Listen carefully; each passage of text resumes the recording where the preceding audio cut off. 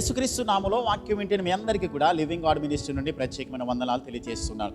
యెషయా గ్రంథము 30వ అధ్యాయం 15వ వచనం.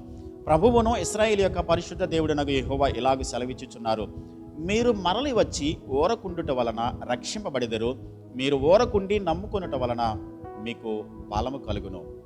వాక్యం సెలవిస్తూ ఉంది, మీరు మరలి వచ్చి ఓరకుండుట వలన రక్షింపబడెదరు. అంటే తెలిసి తెలియక ఏ పాపములోనైతే పడిపోయి దేవునికి దూరం అయ్యామో, యేసయ్య రక్తము ద్వారా కడగబడి విమోచింపబడి రక్షింపబడి దేవుని రాజ్యములో చేర్చబడ్డారో, ఒకవేళ దేవుని చిత్తములో నుండి బయటికి వెళ్ళిపోయి మరలా తిరిగి పాపము చేసినట్లయితే వాక్యం సెలవిస్తూ ఉంది, ఎప్పుడైతే మనము తిరిగి ఉద్దేశపూర్వకంగా పాపం చేశామో దేవుడు మనకిచ్చినటువంటి రక్షణ ఆనందాన్ని మనం కోల్పోతాం. దేవుడిచ్చిన నెమ్మదిని సమాధానాన్ని మనం కోల్పోతాం. మనం ఏది చేసినా అది ఫలించదు. మనం సంపాదించినది కూడా చిల్లి సంచిలో వేసినట్లుగానే మనకి నష్టం జరుగుతూనే ఉంటుంది. మనం ఎన్ని ప్రయత్నాలు చేసినా, ఎలాంటి కార్యాలు చేద్దామని ప్రారంభించినప్పటికీ కూడా అవి సక్సెస్ అవ్వవు. అవి ప్రారంభించగలుగుతామేమో కానీ దానిని ముగించలేము. కానీ వాక్యం ఏమి సెలవిస్తుందనంటే, మనం చేసిన పాపం ద్వారా మనం తెచ్చుకున్న నష్టాన్ని, మనం చేసినటువంటి అతిక్రమం ద్వారా, మనం తీసుకున్న తప్పుడు నిర్ణయాల ద్వారా, మనం కొని తెచ్చుకున్నటువంటి సమస్యలను బట్టి వాక్యం సెలవిస్తుంది, మీరు మరలి వచ్చి, అంటే మీరు నిజంగా పశ్చాత్తాపపడి మీరు చేసిన పాపమును దేవుని దగ్గర ఒప్పుకొని నిజమైన పశ్చాత్తాపం కలిగి, ప్రభువా నేను చేసిన పాపము ద్వారా, నేను తీసుకున్న తప్పుడు నిర్ణయాల ద్వారా, చేసినటువంటి అతిక్రమ పాపములను బట్టి నేను కోల్పోయిన రక్షణ ఆనందాన్ని, నిజమైన సంతోషాన్ని మరలా తిరిగి ఇమ్మని దేవుని దగ్గరికి వస్తే, నిజమైన పశ్చాత్తాపముతో తిరిగి వచ్చి, తిరిగి రావడం మాత్రమే కాదు, ఓరకుండుట వలన, అంటే ఆయన యందు నిరీక్షణ కలిగి విశ్వాసం ఉంచి ఆయన మీదనే ఆధారపడి దేవుని వైపు చూసి, ప్రభువా నువ్వు చేసేటువంటి కార్యము కొరకు ఆశతో, విశ్వాసముతో, నిరీక్షణతో ఎదురు చూస్తూ ఉన్నాను, నాకు సహాయం చేయమని ప్రభు దగ్గర మనము నిరీక్షణతో విశ్వాసంతో కనిపెట్టినప్పుడు దేవుడు రక్షిస్తాడు, దేవుడు మనల్ని కాపాడుతాడు. అందుకనే మీరు ఓరకుండి నమ్ముకొనుట వలన రక్షింపబడతారు, మీకు బలము కలుగుతుంది అని దేవుని వాక్యములు మనం చూస్తూ ఉన్నాం. మనం తిరిగి రావాలి, పశ్చాత్తాపడాలి, మన పాపమును ఒప్పుకోవాలి, ఇక చేయనని తీర్మానించుకోవాలి. తీర్మానించుకున్న తర్వాత ఆయన యందు మాత్రమే విశ్వాసం ఉంచి, ఆయన మీద మాత్రమే మనం ఆధారపడి, ఆయన యందు మాత్రమే మనం నమ్మకం ఉంచి ప్రభు వైపు చూసినట్లయితే దేవుని వాక్యం సెలవిస్తూ ఉంది, ఆయన మనల్ని బలపరుస్తాడు, ఆయన మనల్ని రక్షిస్తాడు.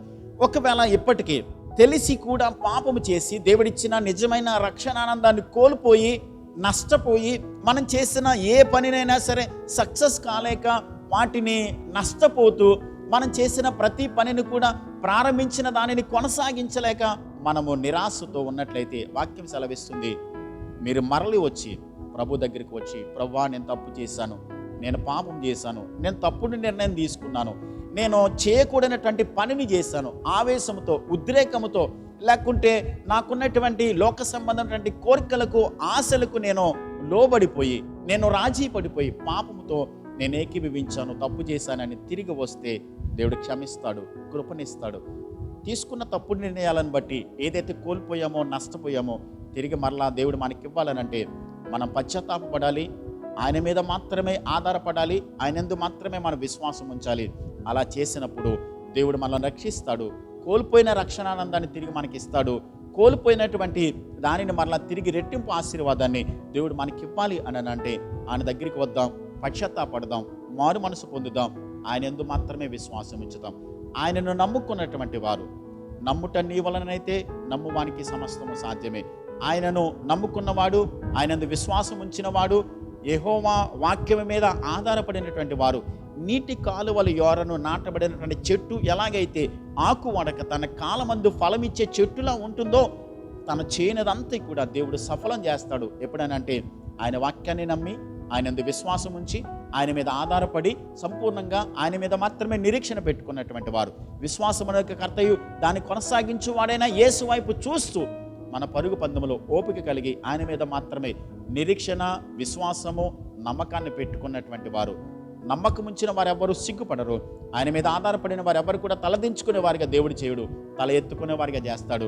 అలాంటి కృప దేవుడు మనకి ఇవ్వాలనంటే చేసిన తప్పిదాన్ని తిరిగి వచ్చి ఒప్పుకొని ఆయన దగ్గర పశ్చాత్తాపడి విడిచిపెట్టి మంచి మార్గంలోకి వచ్చి ఆయనందు మాత్రమే విశ్వాసం ఉంచి ఆయన మీద మాత్రమే ఆధారపడితే దేవుడు రక్షిస్తాడు, దేవుడు బలపరుస్తాడు, దేవుడు కృపనిస్తాడు. అలాంటి కృప దేవుడు మనకి ఇవ్వాలని చిన్న ప్రార్థన చేద్దాం. మా కన్న తండ్రి, మా గొప్ప దేవ, వాక్యం వింటున్నటువంటి వారిలో తీసుకున్న తప్పుడు నిర్ణయాలను బట్టి ఉద్రేకముతో, ఆవేశముతో, లోక ఆకర్షణలకు తండ్రి నాయన లోబడిపోయి పాపము చేసి మీకు దూరం అయ్యి ఇచ్చినటువంటి రక్షణ ఆనందాన్ని కోల్పోయి సమస్యలలో నెమ్మది లేక, ప్రభా మేము తప్పు చేసాం, ప్రభా మేము పాపం చేసాం, మీ ఎదుటనే మీకు వ్యతిరేకంగా మేము పాపం చేసి దోషం చేశామని ఎవరైతే పశ్చాత్తాపంతో వస్తున్నారో దయచేసి వారిని మీరు క్షమించండి. వారిలో పశ్చాత్తాప హృదయం కలిగచేసి నాయన నిజమైన విశ్వాసాన్ని కలిగచేసి నాయన మీపైనే ఆనుకొని మీ అందు విశ్వాసం ఉంచి నమ్మదగిన దేవుడిపైన మీ మీదనే ఆనుకోవడానికి కృపనివ్వండి. పాపము ద్వారా వారు కోల్పోయినటువంటి రక్షణ ఆనందాన్ని, నష్టపోయినటువంటి దానిని ప్రభా మీ కృపలో వారిని జ్ఞాపకం చేసుకుని రెట్టింపు దీవెన ఆశీర్వాదం ఇవ్వండి. వారిని మీరు బలపరచండి, మీ కృపలో దీవించండి. మీ సన్నిధి సమాధానం వాక్యం వింటున్న ప్రతి ఒక్కరికి మీరు అనుగ్రహించి మేలు చేసి దీవించి వర్ధలు చేసి మీరు కాపాడమని యేసయ్య నామములో ప్రార్థించి వేడుచున్నాను మా పరమ తండ్రి. ఆమేన్.